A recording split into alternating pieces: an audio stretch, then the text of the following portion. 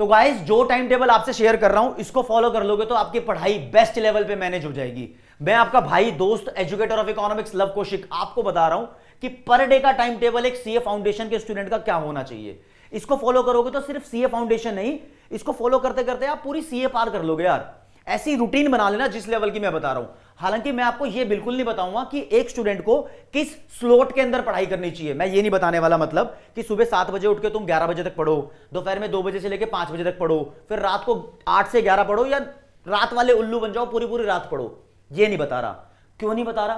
क्योंकि हर बंदे के घर में अलग माहौल है, सब लोग अलग तरीके से रह रहे हैं। कोई किराए का मकान पे रह रहा है, तो किसी का अपना मकान है तो छोटा है, किसी बच्चे के पास पढ़ने के लिए अपना पर्सनल रूम अवेलेबल है, तो कोई बच्चा पढ़ने के लिए लाइब्रेरी में जा रहा है ना। तो सबका अलग अलग सिस्टम है पढ़ने का। इसमें तो कोई बंदा ये नहीं बता सकता कि आपको कितने बजे पढ़ना चाहिए। हाँ, जो मैं सलाह दूंगा उसको फॉलो कर लेना।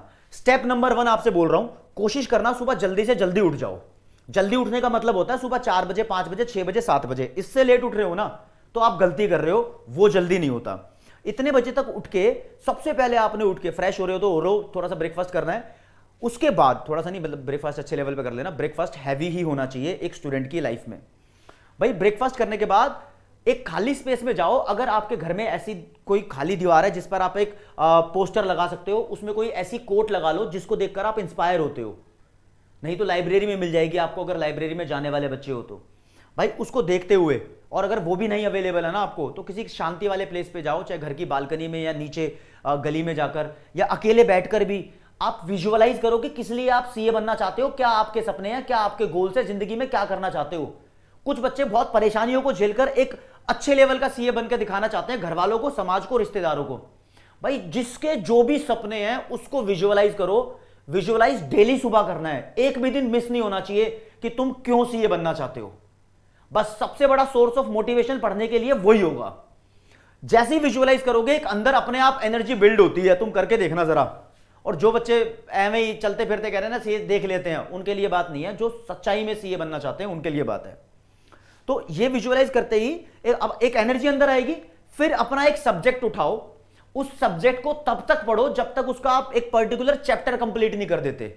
या अगर आपने कोई पास्ट ईयर का पेपर उठा रखा है या कोई ऐसी मॉडल टेस्ट पेपर उठा रखा है, तब तक पढ़ो जब तक वो सॉल्व नहीं हो जाता। चाहे वो किसी बच्चे का 1.5 घंटे में हो रहा है, किसी का 2 घंटे में हो रहा है, किसी का 3 घंटे में हो रहा है। भाई उस चीज को लगातार करना।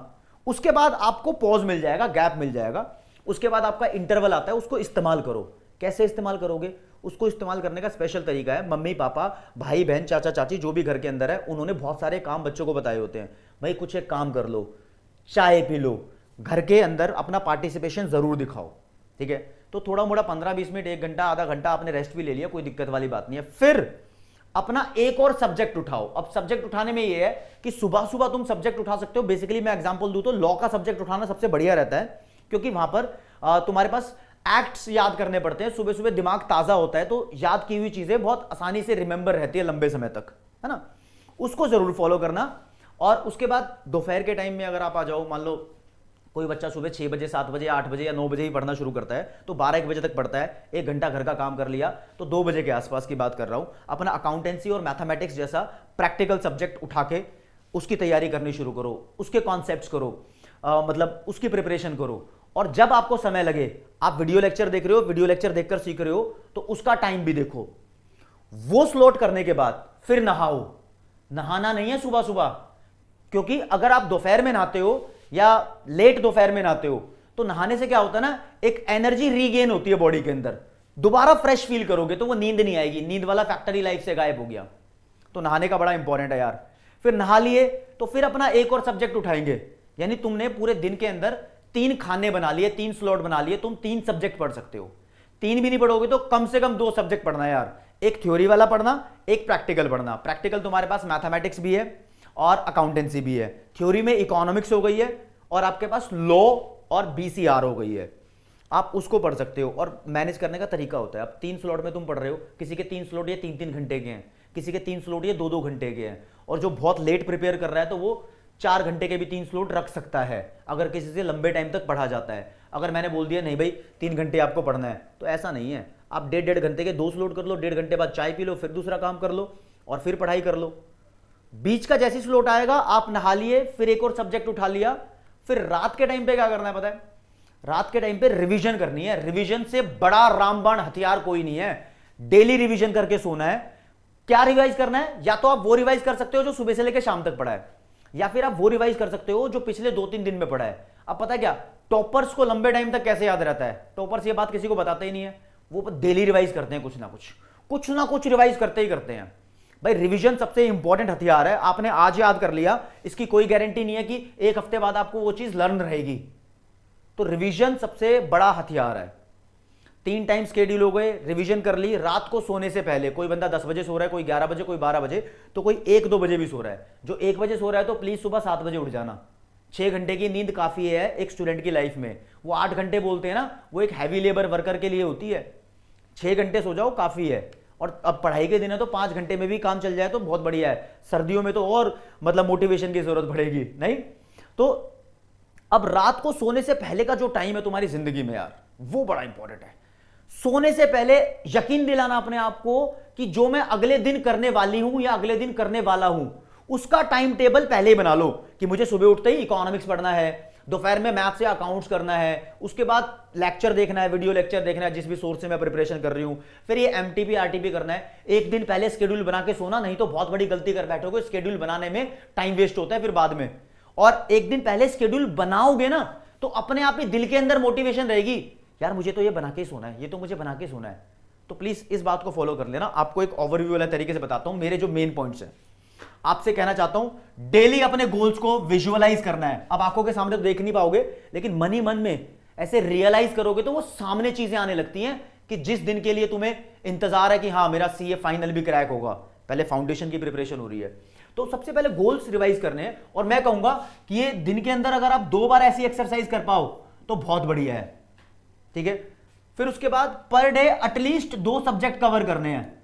At least 2 subject. कोई बच्चा 3 या 4 भी पढ़ रहा है तो अच्छी बात है, 4 पढ़ना फ्रूटफुल नहीं है, 3 पढ़ना ठीक है। और अगर 2 पढ़ रहे हो तो यार यहां पर एक थ्योरी का सब्जेक्ट जरूर उठाना, चाहे वो इकोनॉमिक्स हो चाहे वो लॉ हो। फिर एक प्रैक्टिकल उठा लेना, ठीक है, अकाउंट्स और मैथमेटिक्स। वैसे आपको एक बात बताऊंगा, अगर आप डेली 3 सब्जेक्ट नहीं कवर कर पा रहे हो, डेली 2 सब्जेक्ट कवर कर रहे हो, तो एक थ्योरी उठाओ और जो दूसरा प्रैक्टिकल सब्जेक्ट है उसको 2 बार पढ़ सकते हो। अकाउंट्स 2 बार पढ़ सकते हो, मैथ्स 2 बार पढ़ सकते हो। कुछ बच्चे ऐसे हैं जिनका ना मैथ्स का बैकग्राउंड नहीं है, वो मैथ्स को सिर्फ इसलिए पढ़ रहे हैं ताकि मैथ्स में सिर्फ पास हो जाए, तो उनकी अपनी स्ट्रैटेजी है। वो फिर मैथ्स का पोर्शन जरूर प्रैक्टिस करो, क्योंकि अगर तुम सोच रहे हो ना सिर्फ पास हो जाएंगे, लिमिटेड पढ़ना पड़ेगा, तो ये गलती कर रहे हो। क्योंकि देखो हर सब्जेक्ट में कम से कम 40 नंबर लेकर आने हैं और एग्रीगेट में 200 नंबर बनने ही चाहिए। तो 50 नंबर का 60 नंबर का टारगेट आपको उस सब्जेक्ट में देना है अगर आपके पास मैथ्स नहीं थी तो, क्योंकि मैथ्स भी क्लियर करनी पड़ेगी और इतनी ढासू लेवल की मैथमेटिक्स नहीं है, क्लियर कर सकते हो आसानी से।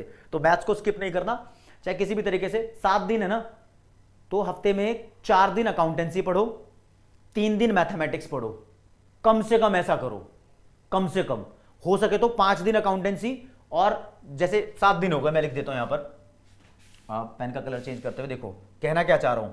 मैं आपसे कहना चाह रहा हूं 1 दिन 2 दिन 3 4 5 6 7 दिन हमारे पास, डेली 2 सब्जेक्ट भी आप कवर कर रहे हो। तो यार अकाउंटेंसी में 6 क्वेश्चन आएंगे, 5 आपको अटेम्प्ट करने पड़ेंगे। सब्जेक्टिव पेपर है इसलिए प्रैक्टिस की जरूरत ज्यादा है, एंट्री और कैलकुलेशन का मैटर रहता ही है, ठीक है। अकाउंट, ठीक है। ये 5 दिन, जिन बच्चों का अकाउंट वीक है वो 5 दिन पढ़ो, जिनका अकाउंट स्ट्रॉन्ग है वो 4 दिन पढ़ लो, पढ़ना जरूर है, ठीक है। और जिनका मैथ्स वीक है वो मैथ्स को 4 दिन कर दो, जिनका अकाउंट स्ट्रॉन्ग है वो, जो तुम्हारा स्ट्रॉन्ग सब्जेक्ट है ना उसको तुम थोड़ा कम कर सकते हो, जो तुम्हारा वीक है उसको बढ़ाओ। जो टॉपिक तुम्हारा स्ट्रॉन्ग है उसको रिवाइज करते रहो, जो तुम्हारा वीक टॉपिक है उस पर फोकस करो, क्योंकि मार्क्स वहीं से बढ़ते हैं। जो तुम्हें नहीं आता ना उसको सीखने से मार्क्स बढ़ते हैं, तो उस पर ज्यादा ध्यान देना। अब मैं ये शेड्यूल हर बच्चा अपने हिसाब से बनाएगा भी कि किसका कौन सा सब्जेक्ट वीक है, तो इसको जरूर बनाओ। फिर मैं कहता हूं कि नहाने का टाइम इज वेरी इंपॉर्टेंट यार। नहाने का टाइम कोई इतनी कूल स्ट्रैटेजी है कि इसको यूटिलाइज करना। दोपहर के टाइम पे नहाना, लगभग 4 बजे के आसपास, जब तुम दूसरा स्लॉट पढ़ चुके हो अपना, ठीक है, कंप्लीट कर चुके हो टॉपिक, जब तुम्हें नींद आ रही हो तब नहाना बनता है, ठीक है। सुबह मुंह धो लेना, फ्रेश हो लेना, नाश्ता कर लेना, बहुत जरूरी है। और फिर नेक्स्ट डे का स्केड्यूल विद टॉपिक्स बनाना है, ठीक है। बिफोर स्लीप, बिफोर बेड लिख देता हूं, बेड पे जाने से पहले भाई नेक्स्ट डे का स्केड्यूल बना के जाना है। ये भी एक सोर्स ऑफ मोटिवेशन है तुम्हारे पास। तो इन 4 चीजों को यार जरूर फॉलो करो, मैं कह रहा हूं सीए फाउंडेशन क्या, बिल्कुल सीए का पेपर पार करोगे, जिंदगी में इस चीजों को अपनाते रहना। ये अलग ही स्ट्रैटेजी है, स्लॉट बताने की कोई जरूरत नहीं थी। जिस बच्चे को नहाने का टाइम नहीं पता था ना यार, वो नहाने का टाइम अपने स्टाइल से, अब बच्चा कहेगा नहीं मैं दिन में 2 बार नहा लूं, 2 बार नहा लो, कोई दिक्कत नहीं है, सुबह भी नहा लो, दोपहर में भी नहा लो। लेकिन आप ये ध्यान रखना, जिस चीज के लिए तुम सीए बनना चाहते थे ना, वो गोल जरूर याद करना है। अब मुझे आप कमेंट सेक्शन में बताओगे कि अभी आपको क्या दिक्कत, डाउट, परेशानी आ रही है, ताकि उसको फॉलो अप लेके आपके लिए समस्याओं का समाधान करने के लिए हम एक और स्ट्रैटेजी आपके सामने ला पाए। ठीक है, कितना पढ़ना है ये हर घर पे डिपेंड करता है, हर बंदे पे डिपेंड करता है। कैसे पढ़ना है ये बता दिया मैंने।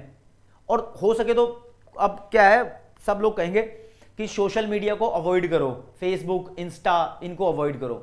अगर तुम्हारे कोई दोस्त नहीं है ना, तो तुम्हारे पास यही चाह रहा है, मैं जानता हूं, तो लेकिन इसमें इंगेज नहीं होना। 5 मिनट 10 मिनट अपने लाइक डिसलाइक देखे, कमेंट वमेंट देखी, नक्की, खत्म कहानी। बस ज्यादा समय इस चीज पर मत दो। मुझे भी पता है फोन से दूर कोई रह नहीं सकता, जितना मर्जी बोल लूं फोन से दूर नहीं हटोगे। लेकिन ये फॉलो करोगे तो ये बारूद सॉल्यूशन है तुम्हारी तैयारी में। तो दोस्तों आज की क्लास में इतना ही। जय हिंद, जय भारत, नमस्कार, धन्यवाद।